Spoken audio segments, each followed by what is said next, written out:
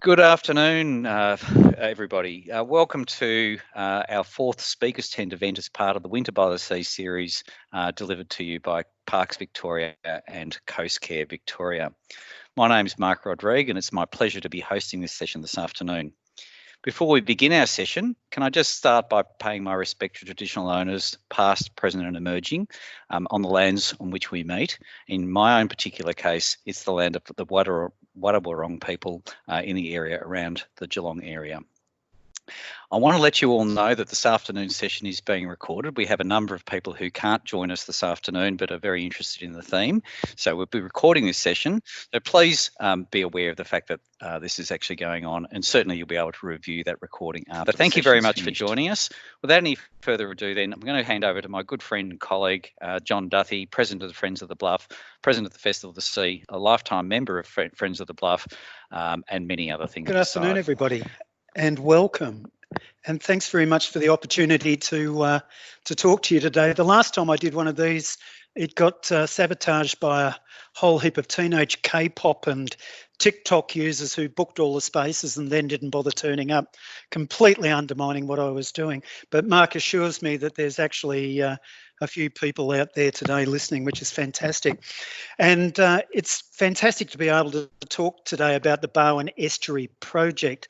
I've been involved with no shortage of events and activities and things over the last 3 or 4 decades. And the Barwon Estuary project is one of those projects. It's just a joy to be a part of. We're playing with technology. For those who don't know where the Barwon Estuary is, the Barwon Estuary actually empties into Bass Strait at the Barwon Bluff Marine Park at Barwon Heads. And Barwon Heads is located somewhere between Queenscliff and Torquay. Barwon Heads is the township on the Barwon Estuary that is not Ocean Grove. Thank you. This is a reasonably old photo of the Barwon Estuary. You can see in the top left-hand corner is Lake Conowari. The squiggly bit coming out of it is called the Thunderbolt. That long flat bit is called the Sheepwash. And then there's a big sweep around the township into the lower estuary, and it empties out into Bass Strait at that point. The Barwon River actually starts its journey up in the Otways. It flows through the towns of Birregurra and Winchelsea. It picks up the Lee and Moorabool rivers along the way.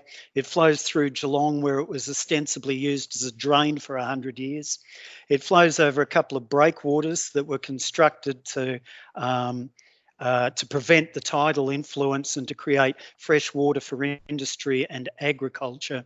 And eventually it drains into Lake Conowari. Conowari is a part of the Ramsar-listed Bellarine Peninsula wetlands system. And it's an extraordinary and beautiful place all on its own. It's shallow, it's saline, and it's still a bit of a secret. Nobody tends to go there, and considering the number of people who seem to be flocking to places like Barwon Heads at the moment, that's probably a bit of a relief. The reason no one goes there is because there's nothing there. As Mark just alluded in the introduction, this was a significant place for the Wadawurrung Nation. At Campbell's Point, which is just around the corner in this photo, is the oldest recorded midden in our region.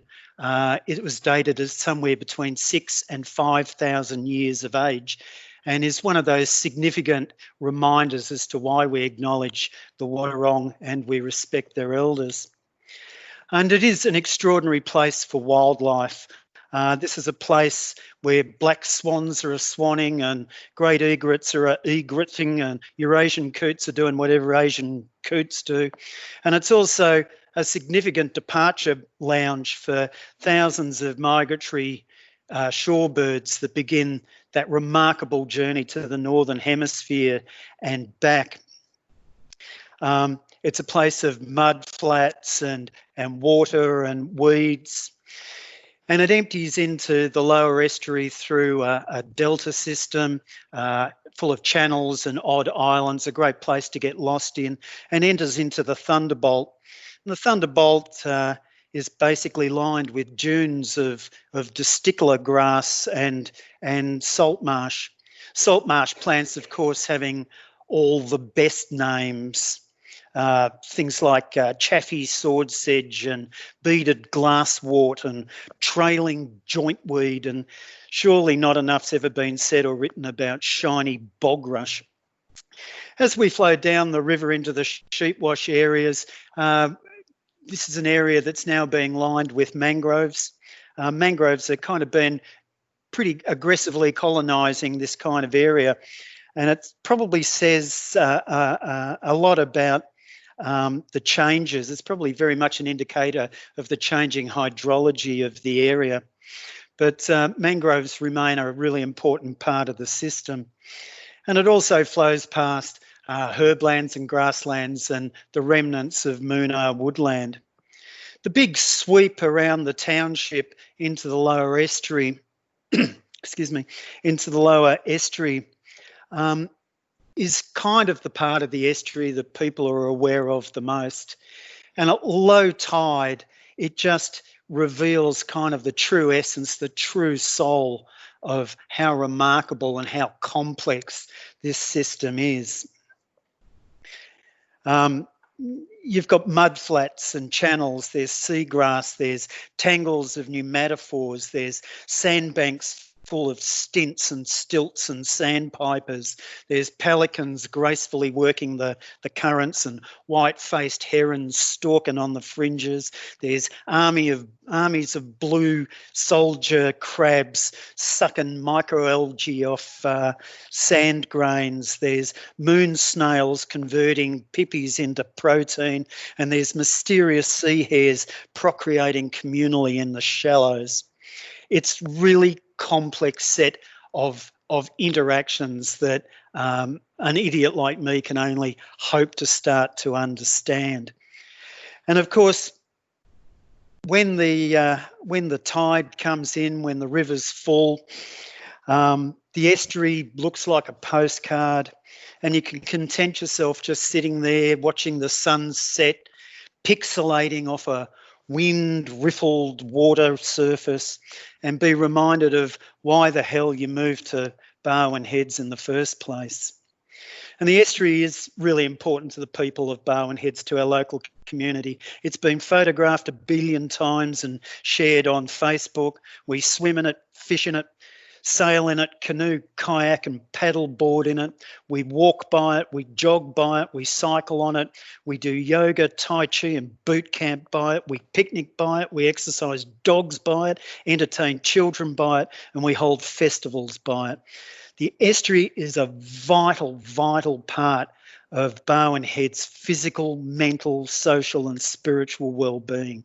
It is an incredibly important part of our lives.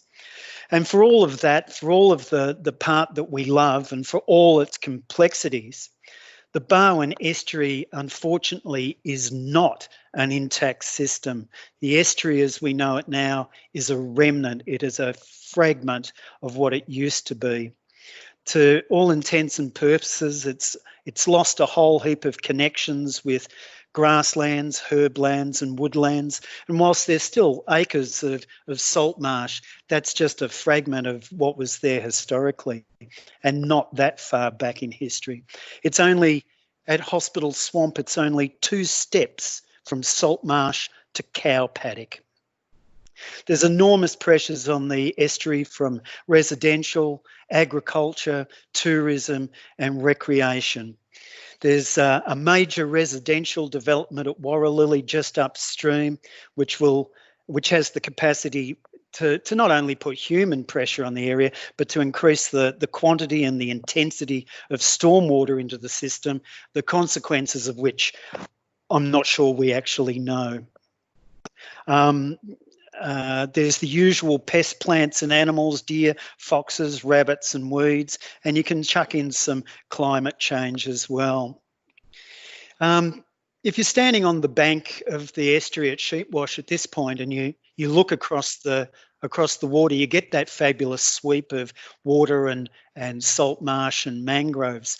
But if you stand on the other bank and look back, what you get to look at is a car park, a couple of boat ramps, a bus stop, and a whole heap of housing. This is an estuary with some serious issues that we need to look at and be quite concerned about. And of course, a whole heap of those lovely images that we see on Facebook just kind of shift our perception away from some of those issues. The estuary is complex, it's mysterious, it's surprising, and it's worthy of our respect and protection. And it's worthy of a great project as well. I hope that just gives you a bit of an understanding and a bit of an understanding and appreciation of the physical nature of the Barwon Estuary. Because if so, it means that I've actually achieved the first aim of the Barwon Estuary project, and that is to actually inform and let people know about its beauty and about some of the issues involved. What's the Barwon Estuary project? Well, if I was writing a submission for funding, I would probably say simply that the Barwon Estuary project is a conservation, arts and education project that aims to enhance the understanding and appreciation of the biodiversity and the fragility of the Barwon Estuary, enabling us to care for and protect this iconic wetland. And in a nutshell, that's pretty much what the project aims to do. But the project is actually a lot more than that. It's a lot more about the people in the community and the people involved in the project itself. It's a community education project that's driven by the talents, the skills, the knowledge and the expertise of community members, whether they be bird watchers, artists, photographers, writers, poets, scientists. We even allow scientists, and certainly long-term residents whose memories and stories about the estuary are really important. And it's about taking that expertise to create activities and programs that hopefully inspire people to be inspired about the estuary.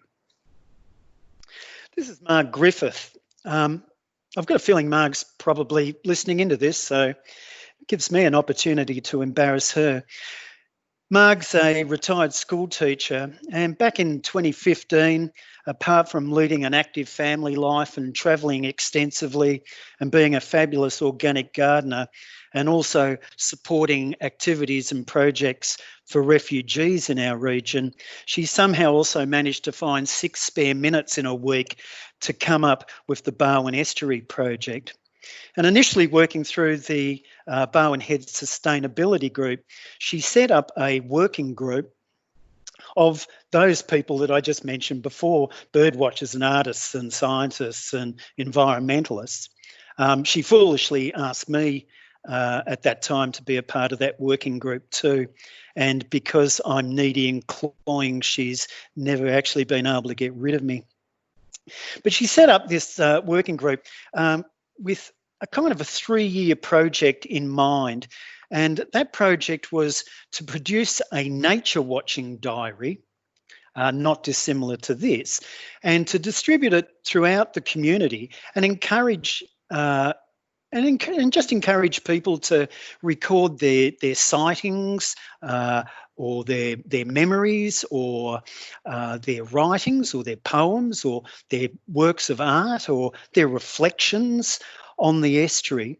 And the aim was to gather these diaries back and use them as a basis for a state-of-the-art coffee table book of excellence about the estuary.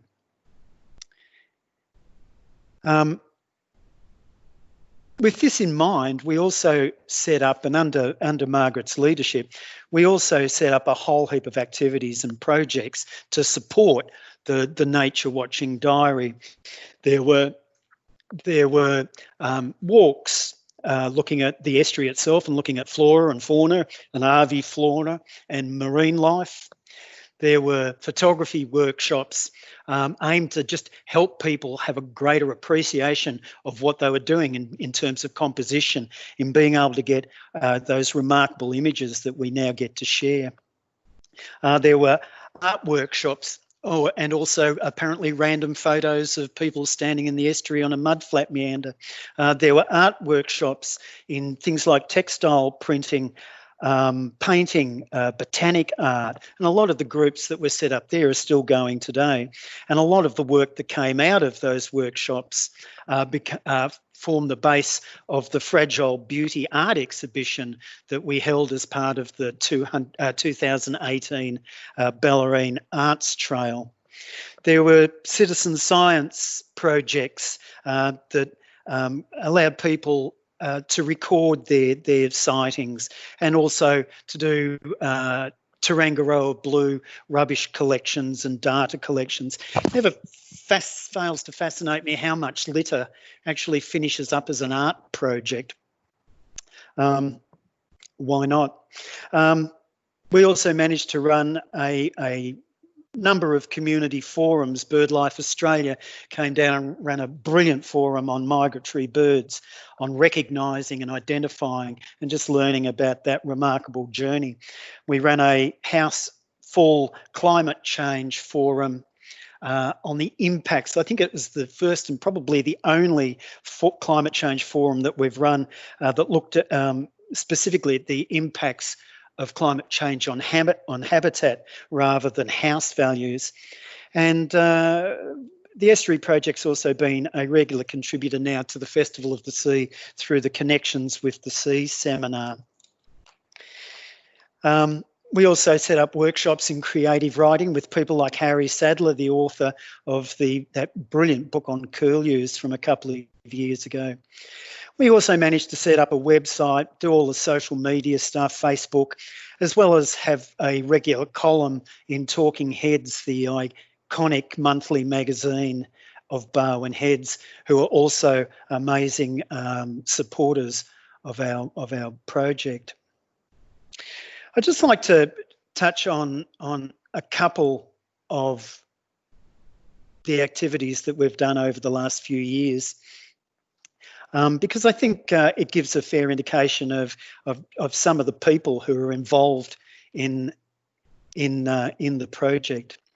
The Barwon Heads Primary School has been a long time partner with groups like Friends of the Bluff and Festival of the Sea over like a 20-year period, and so it was pretty easy, I guess, for the Barwon Estuary Project and the Barwon Heads Primary School to partner up and develop what could only be described as an intense program of estuary learning for the Year 5 students at the school. It's conducted over a 4 or 5 week period and works through the science curriculum, writing and arts at the school. And it's just not merely about going down to the estuary and discovering some plants and some animals, but it's about interpreting those things. It's about trying to work out what our place in the estuary and in the environment is. And again, it's a program that uses the skills of local people to help students with their writing in science projects and to create artworks. I said that.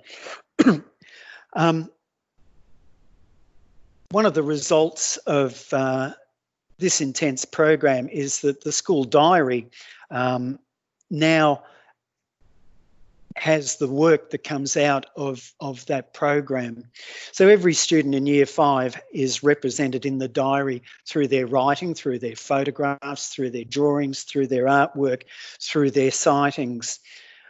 The diary, there's about 500 students at the primary school now, so this diary goes out and the messages contained in the diary get reached by an awful lot of people now in our community.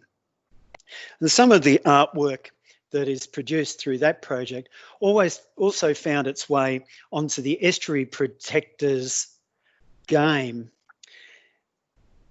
I could probably talk a little bit about this, but there is a video, And it's probably just a bit easier if I just play this short video for your edification.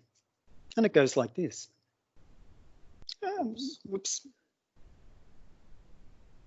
Yeah, technology never works.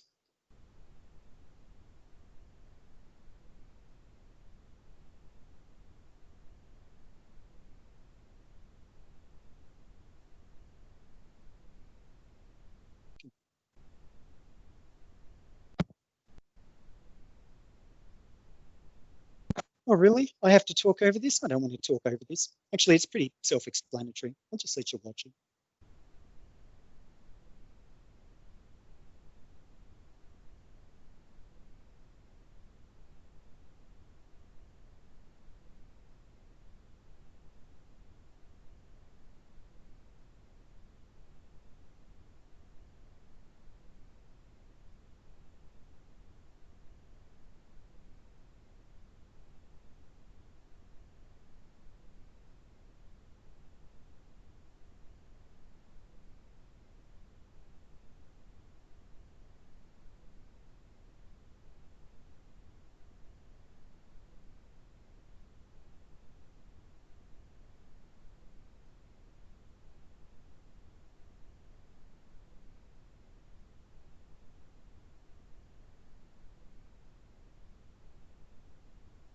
Well, that was fun.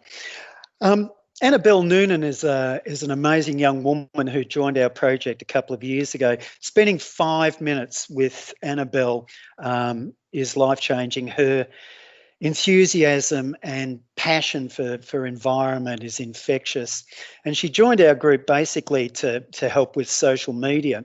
But being a bit of a gamer, she devised the Estuary Protectors family card game as well.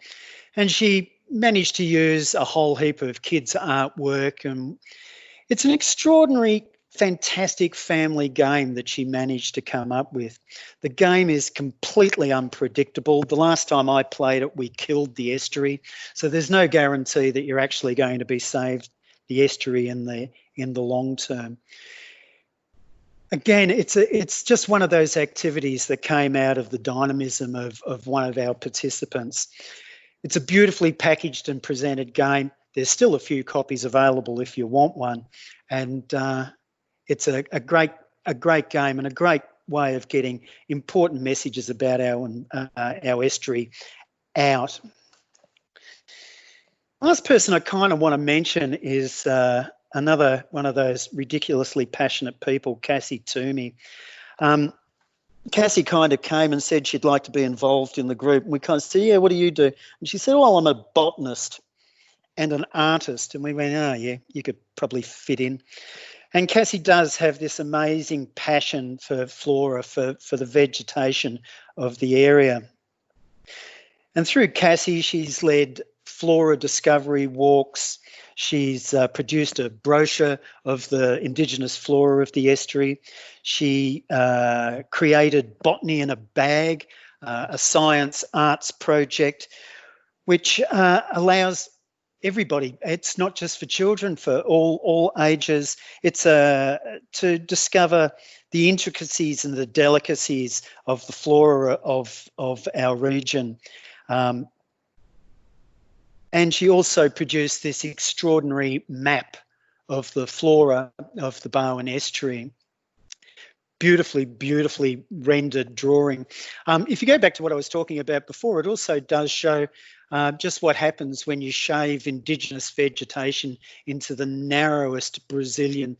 You can see in this overview of just how little of the Indigenous vegetation kind of remains in the area. So I hope that just gives you a bit of an overview of some of the things that we've been doing with the Barwon Estuary project and some of the great successes that we have.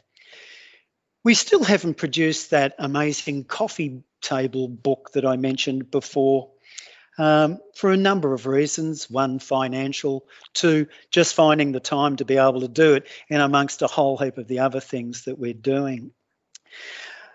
like most groups, and probably like a lot of you out there, COVID has probably interrupted a whole heap of things that we're doing. And whilst we're still able to do some workshops and forums online, a whole heap of things that we've been doing have kind of drawn to a bit of a standstill.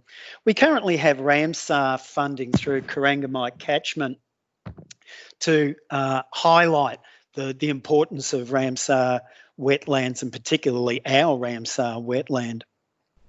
And part of that project was to set up a signage trail. It was to create a trail that interprets and informs about flora and fauna along the estuary. We kind of ran into a few issues here purely and simply because what's considered to be a sign and what we actually wanted to do kind of aren't necessarily the same thing, but we're working through some of those issues. But just to give you an indication of how things evolve and how things changed, the aforementioned Marg Griffith, on one of her walks along the estuary, stopped and pondered this beautiful 1960s toilet block and thought, well, that looks like a sign.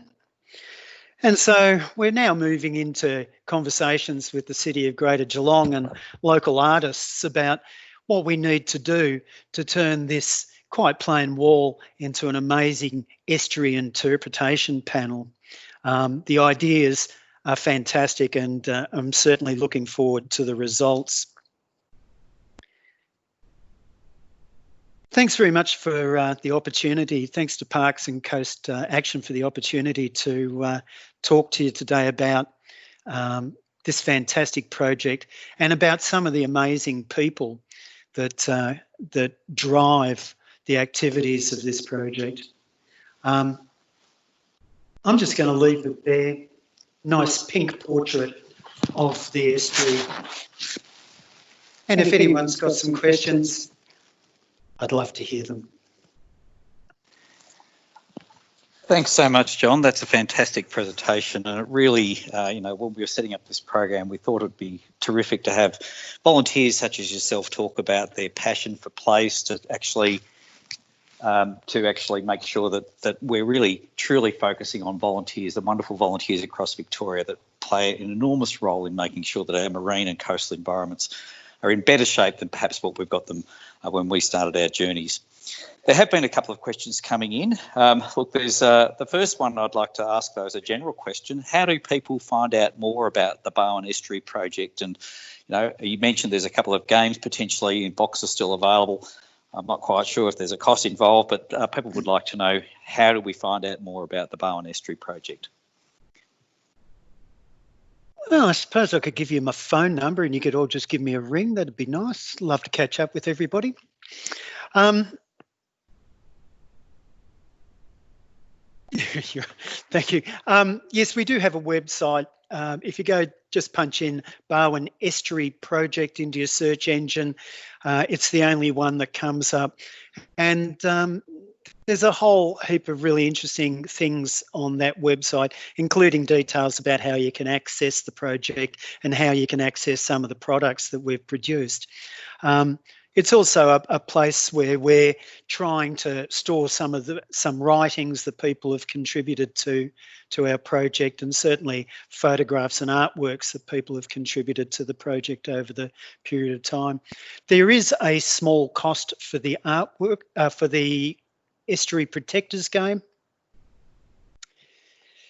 And I don't know what it is. Is it $20? $20, I think.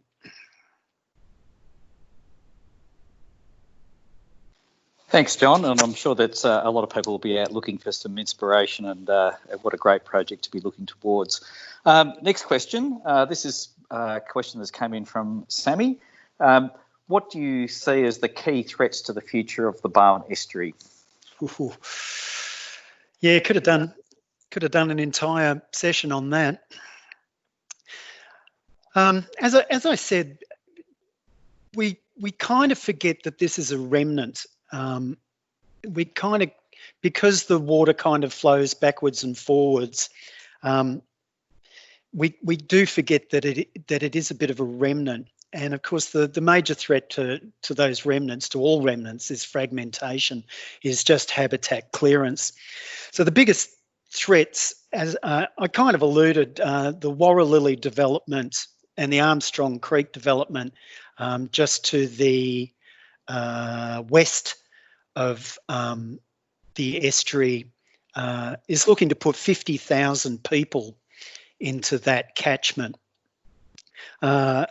And the ramifications aren't just for the estuary, it's for also things like 13th Beach as well. 13th Beach being an incredibly close first touch beach. And if COVID-19 is any indication, the number of people that are just now going down there to exercise are extraordinary. Fragmentation, so just the pressures of housing and the pressures of human beings, obviously. As I said, the amount of stormwater flowing into the system has incredible ramifications, to the point now that the City of Greater Geelong has bought up what's known as Swallow Farm to kind of create a catchment wetland to just kind of slow the intensity of that storm water into the system. And certainly I know it's just anecdotal, but a place like Hospital Swamp, where water levels rise and fall on pretty monotonous regularity, I've just noticed that the last few times I've been out there, it just seems to be holding water.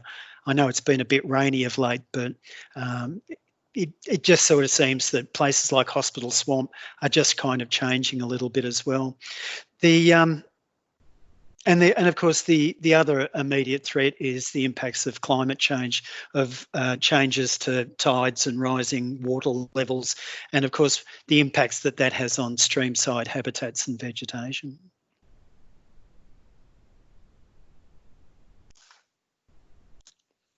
Thanks, John. The next question from Andrew is in relation to something you mentioned just in passing. What's this thing called the Festival of the Sea? What's that all about? Well, thanks for that. Festival of the Sea is an annual community festival that began in the year 2020. We just had our 20th or 21st festival? I can't remember. It's held in March every year, in early March.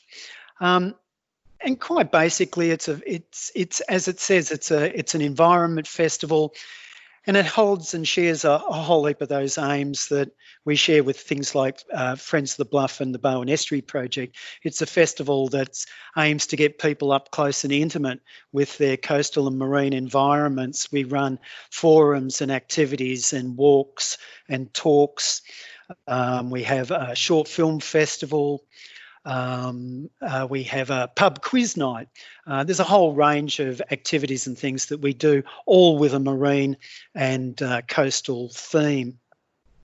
And it kind of culminates in the Sunday, where we have, in the Saturday night, where we have bands and music and food trucks and just a general celebration of Festival of the Sea. If you want to be involved in that, I'm pretty sure there's a website, festivalofthesea.com, and that'll take you there. This year's festival, unfortunately, was a great success. Our last day, of course, was wiped out, being the beginning of March. Our major day on the Saturday night was actually cancelled due to the COVID pandemic. And what lies into the future, I really have no idea. It is a fabulous festival, and it's a great week of activities that connects our community with the ocean.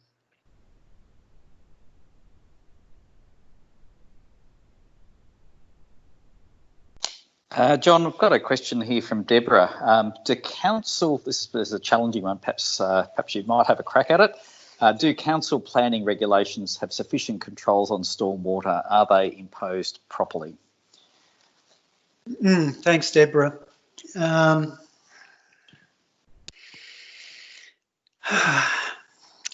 I'm not sure I'm going to be able to answer that question. I try really hard not to pay attention to council. because why should I? As I said, council is certainly doing a whole heap in that Warralilly estate now to try and circumvent some of the impacts that are taking place out of that system. There's also been huge stormwater upgrades to places like townships like Barwon Heads. The majority of that stormwater finishes up in the estuary.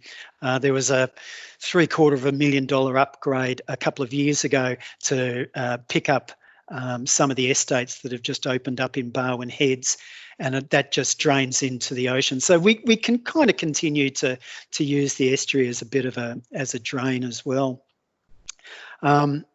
As to whether or not council's enforcing their regulations, I really can't answer that. I will just kind of add at this point that the flow of water downstream has changed significantly over the last couple of decades. I talked about the Barwon River flowing from the Otways to the Barwon Heads.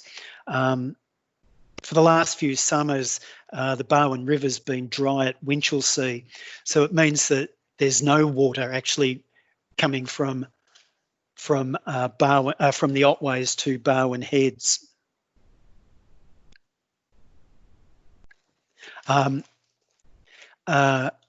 For thousands of years, that water flowed and reached Barwon Heads. It doesn't now. It's caught in catchments, it's taken off. So there's a whole heap of changes in the hydrology of the river. And as I alluded to, we're kind of seeing that in changes to some of the vegetation, particularly the mangrove. When I moved there 30 years ago, it was very much a sand-based estuary. Fish like flathead, gurnard, whiting, flounder were major catches in the estuary. They're no longer fish that fill a fisherman's basket. So there's been a whole heap of changes to the hydrology of the river, and the impacts of stormwater will continue to be there. Middle of last year, there was a plume, one of those dirty water plumes that come out of the river during flood tides. And it came after a rain event. We all went, oh, hang on, why have we got a plume? It didn't rain that heavily, until we suddenly realised that it was the runoff from Warralilly that was flushing out the river. So, yeah, there are things that are being done to mitigate that kind of event. Mark's just indicated to me that sorry, thanks for that question, Deborah. Mark's just indicated to me that the Estuary Protectors game is usually $20, but now, for a short period, it's $10. Get in quick. Thanks for that, John, and thanks for the update on the special COVID prices. Look, we might have time for just one more question. Sammy's a regular correspondent. We've had several questions this afternoon from Sammy, but the last one is, are there any endangered species in the Barwon River estuary that we need to be concerned about?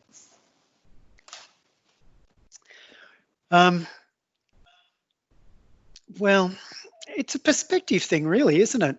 I kind of think most of the things in the Barwon estuary are endangered for a whole heap of reasons. Certainly there's a whole heap of shorebirds that use the estuary. I think 3 of the last 5 species that were added to the red list were shorebirds. I think curlew sandpipers being one, curlews as well, and there was one other that I can't remember.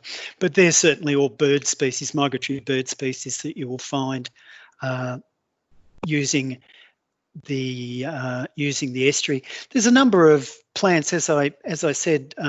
We've lost a whole heap of woodland and herblands and grasslands. So as the abundance of some of those species diminishes, and it's always the really tiny plants that disappear. And so certainly there's a number of orchid species that would be considered endangered. Moonar woodland is protected as an endangered system. Interestingly, moonar trees themselves are not, and removing moonars in Barwon Heads is actually a bit of a sport. So the number of moonars and the ability for mooners to regenerate is probably an issue as well. As I said, you could probably go through a whole heap of species down here that are pretty fragile at the moment.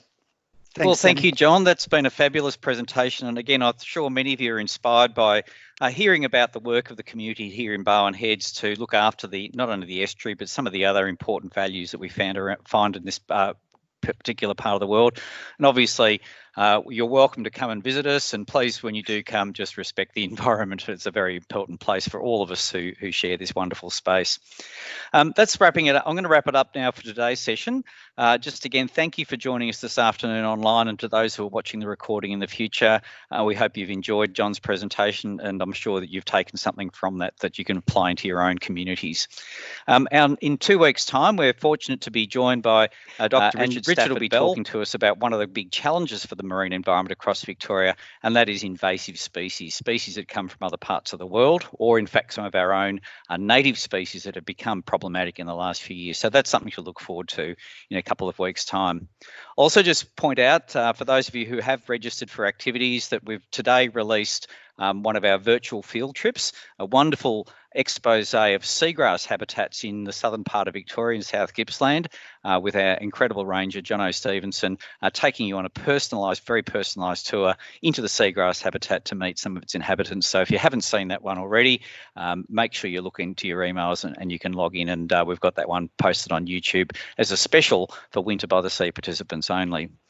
We've also got, starting next week, a series of marine identification workshops that people may be interested. So if you haven't already registered for your interest in those, please jump back into the original place where you registered for this session this afternoon and express your interest there. In closing, thank you very much to you for participating today. Thank you, Tech Support, Catherine, for your great work always behind the scenes. And thank you very much, obviously, to our guest presenter, Jon Duthie. Good luck to you and the rest of the team at the Barwon Estuary Project. We'll see you next time.